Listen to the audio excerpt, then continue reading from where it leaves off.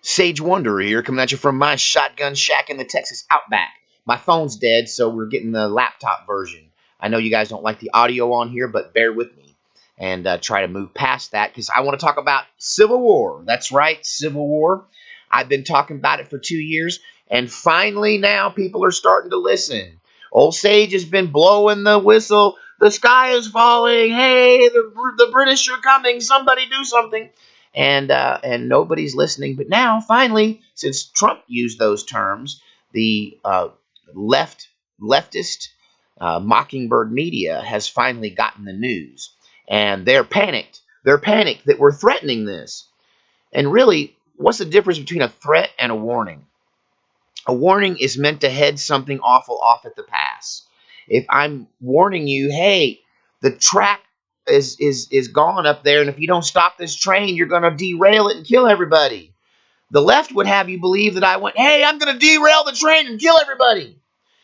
No, I'm trying to tell you the tracks are out. If you don't stop the train, it's going to derail and you're going to kill somebody. And they're just like, say you're going to kill somebody. It's ridiculous. I'm not threatening civil war. I have been warning of a civil war uprising for more than 2 years now on this channel right here. Those of you that have been with me from the beginning, you're seeing it unfold almost like prophecy. Now, why I say almost like prophecy? Because it's not, I didn't use some supernatural means to come up with my predictions. You know, I just read the writing on the wall. Honestly, I took the UN experts at their word. Over right at 2 years ago, 2 years and 2 months ago, you can look this up. The United Nations put out a paper. It was a warning, not a threat. It was a warning to the American people that civil war was inevitable, that we were already in the beginning stages of civil war. 2 years ago, they said this now. 2 years and 2 months. 2 and 2. Chuck Woolery. You know, they were telling us this from the United Nations. It's why I even started talking about Civil War on this channel. I started this channel to tell my story and talk about conspiracy theories, and Bigfoot, right? And I end up becoming this Civil War kind of channel because I started talking about what the United Nations said 2 years and 2 months ago. I think it was 2 years and 2 months. It might have been 2 years and 4 months. I don't know. I heard about it in August of 2017. So, and I immediately, I just started this channel and I immediately started talking about it. And so, but now the mainstream media has finally gotten the note and they're talking about it as well. Thing is, though, they think those of us that are warning against it are threatening it. Trump came out and warned against it. He wasn't threatening it. You got to know the difference between a warning and a threat, okay? And so with that in mind, I would like to continue my predictions. When Paul Manafort was the first to be arrested from the Trump team. When I said Paul Manafort's arrest was a Civil War indicator, people thought I was crazy. But it was the first breadcrumb that leads you to where we are now. Then it was Flynn. Then it was Roger Stone. And so these arrests on many times trumped up or contrived crimes that are created by the process itself.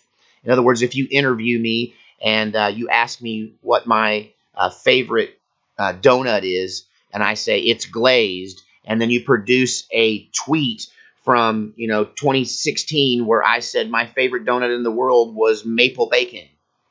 Now you go to jail for lying to the thieves, for lying to the FBI. Now this is kind of what happened to Roger Stone for one, and Flynn as well. So these political arrests is the left, in my opinion, moving a pawn forward in a civil war. That's what you do. You go after all of the president's men. Now you've got Tlaib, this Palestinian woman who somehow made it into our House of Representatives, and what I call her a Palestinian is because her beliefs, her loyalties, her passion lies with Palestine, not with America. Okay? So this woman was actually talking openly this week about what law enforcement agencies do we use to collect up all of the cabinet members and prosecute them for failing to answer the demands of Nancy Pelosi's subpoenas. they've been subpoenaing the president's men, and they're not going to show up. And so Tlaib's trying to figure out how to arrest them. So they're doing this. We've not arrested any of their people. Trump hasn't done any of the things that you think a totalitarian would do, but Congress is doing that. And law enforcement agencies that are supposed to be under Trump are doing that to Trump's men, right? And Trump dare not defend his people, or they'll accuse him of abusing power while they abuse power themselves. And here's another thing, Nancy Pelosi. You don't have the right to petition anything or subpoena anything from the executive branch. Not you, Nancy. Not you personally. The House of Representatives do, if they're all in agreement and this is what they want. This is why every type of procedure like we've ever had in the past about impeachment and impeaching a president has always started with a vote for inquiry. There's been no vote for inquiry. This is what Donald Trump has said. They don't care. They're just going to continue to smear his name just on Nancy and Schiff's and just on those two alone. And then other people like Maxine Waters. Maxine Waters.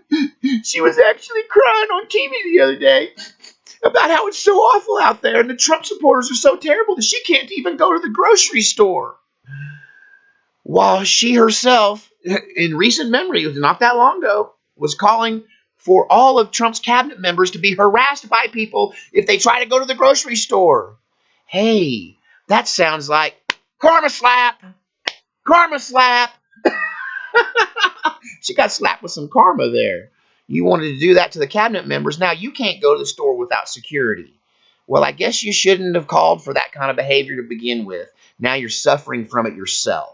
So, nanny, nanny, boo-boo, stick your nose in doo-doo. I'm sorry. It's too funny. So, back to stuff that's not so funny. I'm going to continue with the predictions. And once again, I am not threatening anything. I'm just saying the train tracks are out. You're going to have to stop the train or there's going to be a horrible wreck. So, what happens after political arrests? The next stage in that is, and I'm talking about in government, along with that, there's going to be mirroring things that happen on the street with the people, like Antifa getting stronger, like the militia getting more outspoken and coming out of the woodwork, and all that's happening. But in the government itself, the next thing to happen after political arrests, okay, are disappearances. Now, these disappearances happen when one side or the other just wants somebody to shut up and go away.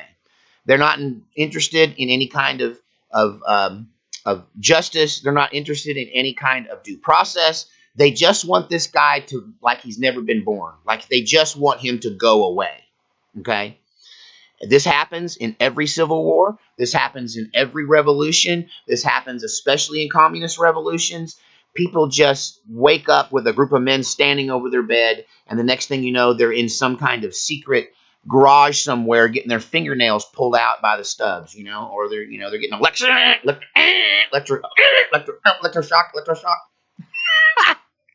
I'm giving my people at the was it Dark Haven? Was it some group that likes to mock me? So I give them little moves like that, like because they'll make a meme out of that, make a stage meme.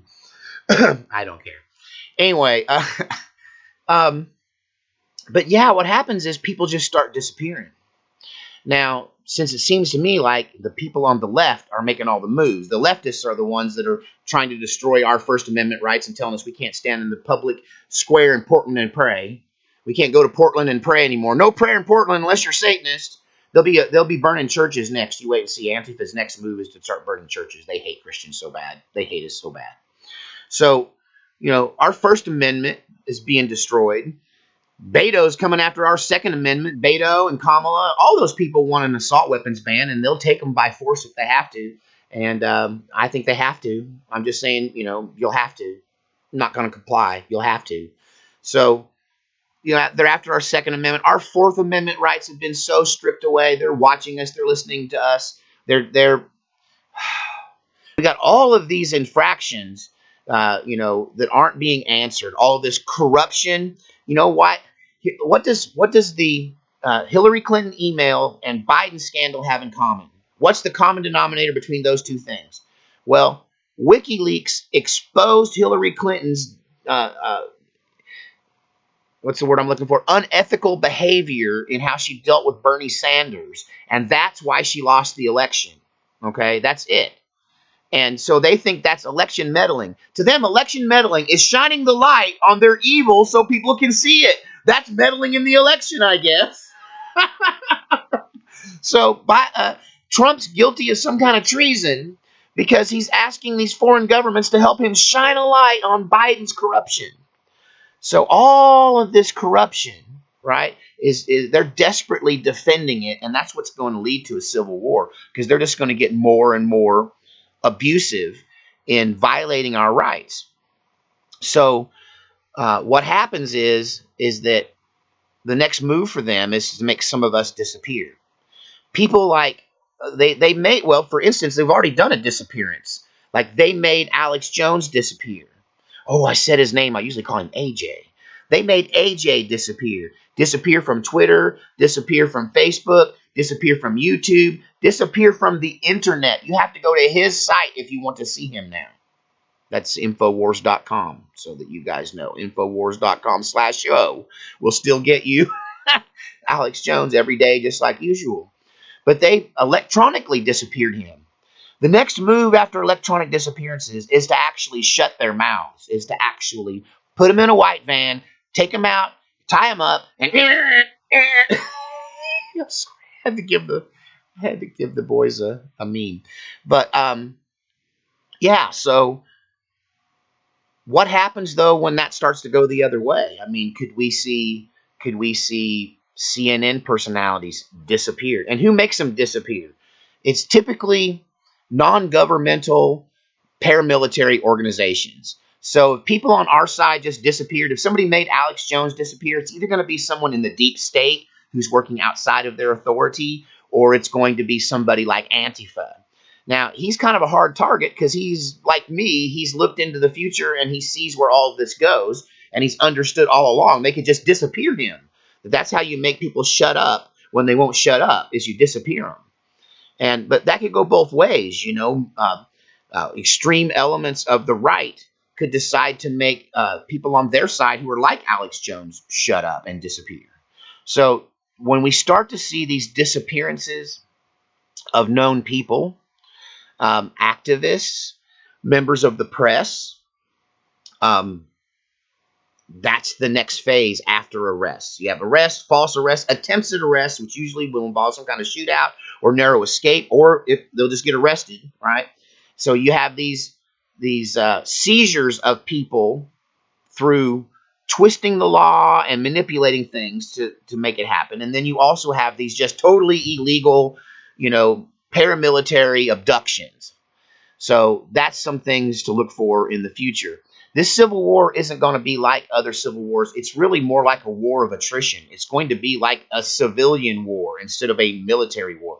You know, we call it a civil war because it was fought by civilians, but really it was fought by two armies. You know, the army of the United States kind of split. A lot of people don't know that Robert E. Lee, for instance, was the head of West Point when he was offered command of all of the Union troops, but he split back to his home state of Virginia and took up that offer for the South.